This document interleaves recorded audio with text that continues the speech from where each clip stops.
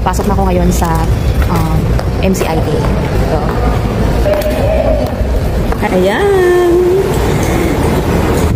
Hi guys! So, nandito na ako ngayon sa Mactan, Cebu International Airport. First time ko dito guys.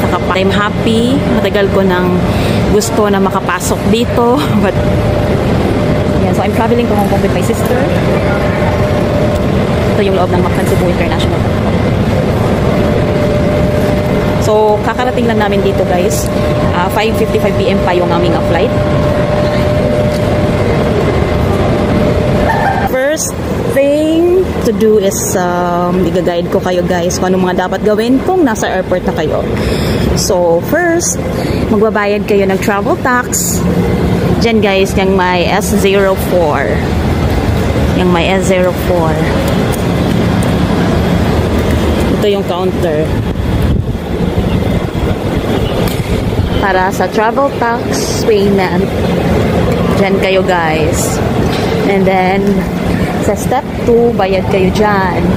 Step 1 is ipipresent yung flight itinerary tsaka yung passport. Hi guys, so magbabayad na kami ngayon for our travel tax.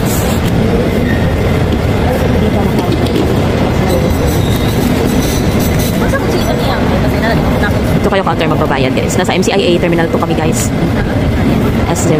S04. Magbabayad na kayo ng travel tax. Hi guys, so nandito na kami. Check-in counter. Ito yung dito yung sa check-in counter sa Cebu Pacific guys. Ayan, i-check-in na namin yung mga baggage namin.